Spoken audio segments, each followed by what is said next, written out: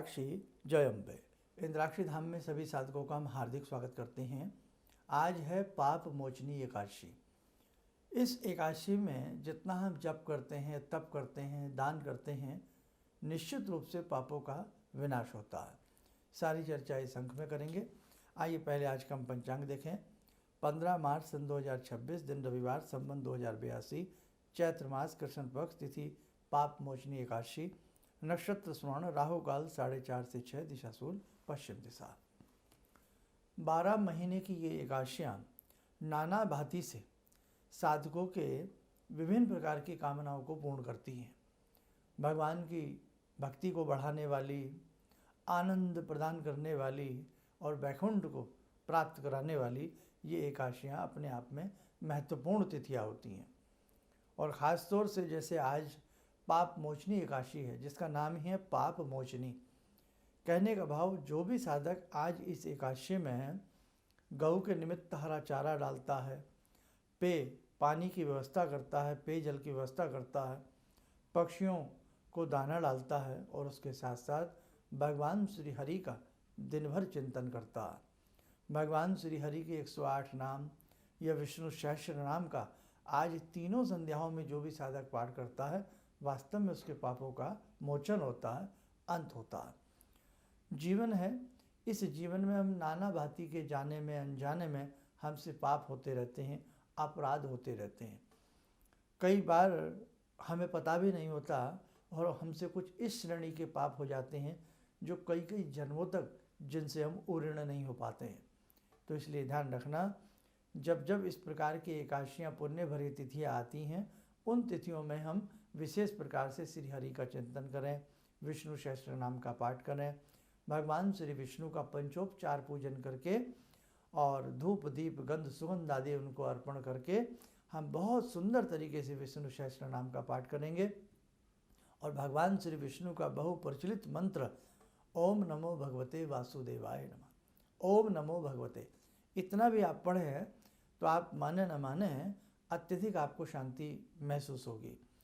और उसी के साथ साथ गंगा जी का स्नान करना, सिद्ध तीर्थों पर जाकर के भजन, सिद्ध तीर्थों पर जाकर के या सिद्ध जो धुने होते हैं या यज्ञशालाएँ होती हैं, उनमें यज्ञ के निमित्त समिधाएँ देना, सामग्री देना, इस प्रकार से जो भी साधक आज इस पुण्य भरी एकादशी में जो भी कुछ जप करेगा, तप करेगा, दान करेगा, नाना भांति से उसके कषाय कलमश दूर होंगे।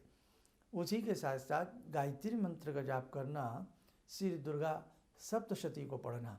हाँ, आपके घर में, सभी के घर में श्री दुर्गा सप्तशती होंगी और दुर्गा सप्तशती में से भी आज के दिन श्री दिव्य अथर्वशीर्षम का पाठ करना। हमारे 5 प्रकार के अथर्वशीर्ष होते हैं, लेकिन भगवती जगत जननी जगदम्बा का जो अथर्वशीर्ष होता है, ये सबसे ज़्यादा विशेष माना गया है। तो आज आप देवी अथर्वशीर्षम का पाठ करें, सिद्ध कुंजी का स्तोत्र का पाठ करें, गायत्री मंत्र जितना भी आपसे हो सकता है 1, 3, 5 माला आप जरूर करने का प्रयास करें। निश्चित तौर से बहुत ही अच्छा आज की स्थिति में आपको पुण्य फल की प्राप्ति होगी। आइए समय हो चला आज की ध्यान साधना का, जुड़ते हैं आज की ध्यान साधना में श्री पुरुषोत्तम श्री मन नारायण से। ॐ करारविन्दे न पदारविन्दं मुखारविन्दे विनिवेशयन्तं वटस्य पत्रस्य पुटे शयानं बालामुकुन्दं मनसा स्मरामि, बालामुकुन्दं मनसा स्मरामि। कस्तूरीतिलकं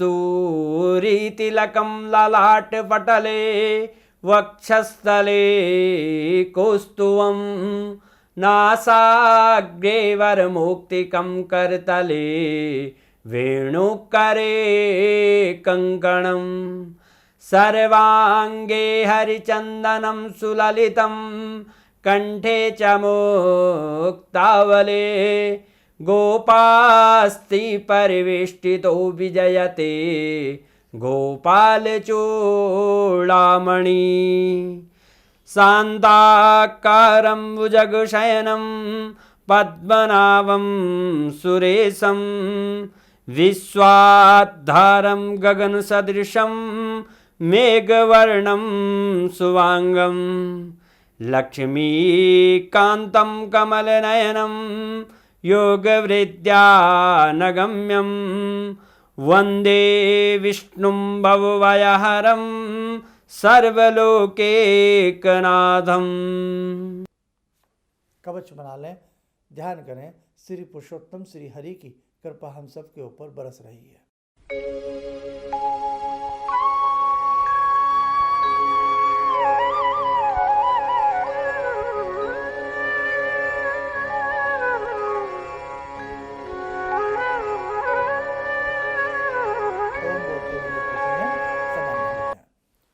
इसी के साथ साथ साधकों, आप जो भी अपने दैनिक नियम के हिसाब से जो भी अपनी भक्ति करते हों, स्तोत्र कवच आदि करते हों, तो आज ऐसी तिथियों में विशेषकर हमें बहुत भाव के साथ और थोड़ा समय लगा करके अपने उस भक्ति को, अपने उस पूजा पाठ को, स्तोत्र आदि को भी करना चाहिए। अब एक चीज़ आपको और बतावें, दिन में चलते फिरते उठते बैठते श्रीमन नारायण करते रहना। नवरात्र आने वाले हैं। 19 मार्च का प्रथम नवरात्र है, हम नूतन वर्ष में प्रवेश कर रहे हैं और 22 मार्च की नवरात्र की चतुर्थी है। जो भी साधक इंद्राक्षी धाम में दर्शनों के लिए भगवती के आना चाहते हों, भगवती की कृपा प्राप्त करना चाहते हों, तो अपना पूजा पाठ सुबह का करके आप प्रातः 11 बजे से 1 बजे के बीच में भवन खुला रहेगा। जो भी दर्शन करना चाहते हों आप दर्शन कर सकते हैं। 1 घंटे के आसपास का हमारा सुबह 11 बजे के आसपास का प्रवचन भी रहेगा। भक्ति भाव से भरी कुछ चर्चाएं भी रहेंगी। तो जो भी आप आना चाहे आकर के भगवती जगत जननी के चरणों में बैठ कर के आप पुण्य के भागी बन सकते हैं। दूसरी बात, 5 अप्रैल का जगत जननी जगदम्बा का एक विशेष आयोजन है, जिसमें भगवती के 1000 नामों से उनका पूजन अर्चन किया जा रहा है। और जो भी साधक भगवती का पूजन अर्चन स्वयं अपने हाथों से करना चाहे तो ज़रूर करें। उसके लिए क्या क्या सामग्री लानी होगी वो हम नोट डाउन आपको 1-2 रोज़ में सारा करवा देंगे। आइए अपने हाथों से जगत जननी जगदम्बा का पूजन अर्चन करें। और जब सामूहिक रूप में हज़ारों की संख्या में साधक बैठ कर के जगत जननी जगदम्बा का पूजन अर्चन करते हैं तो वहाँ निश्चित भगवती की उपस्थिति हो जाती है और साधकों का कल्याण होता है। तो यदि आप अपना कल्याण चाहते हैं, प्रारब्ध के दोषों का शमन चाहते हैं, कष्टों का निवारण, श्री समृद्धि की प्राप्ति करना चाहते हैं, तो 5 अप्रैल आप दिमाग में रखें, रविवार का दिन है। दूर से आने वाले साधक अपनी टिकट वगैरह पहले से ही आप अच्छे से समय से करा लीजिएगा। और इसी के साथ साथ बहुत लोग दीक्षा के लिए भी बोल रहे हैं, तो 5 अप्रैल को दीक्षा का कार्यक्रम भी रहेगा। जो दीक्षा लेना चाहते हैं वो संस्थान से दीक्षा लेकर जुड़ सकते हैं। इस प्रकार के जितने भी संस्थान में आयोजन होते हैं वो सभी साधकों के लिए निःशुल्क होते हैं। और रविवार का दिन है, प्रातः 11 बजे से लेकर के 1 बजे के मध्य में ये विशेष प्रकार का कष्टों के निवारण के लिए जगत जननी का पूजन किया जा रहा है। तो आप यदि इसमें आना चाहते हैं अपना नाम नंबर रजिस्टर करा दें, कितने साधक आ रहे हैं और आप लोग कहाँ से आ रहे हैं ये भी हमारे संस्थान में आप शीघ्र से शीघ्र नोट डाउन कराने का प्रयास करें। चलिएगा, आप सब लोग स्वस्थ रहें, सुखी रहें। इन्हीं शुभकामनाओं के साथ हम अपनी वाणी को विराम देते हैं। जय जय अम्बे। किसी भी समस्या के समाधान के लिए मिले प्रसिद्ध हस्तरेखा एवं वास्तु विशेषज्ञ प्रोफेसर धर्मेंद्र शर्मा जी से।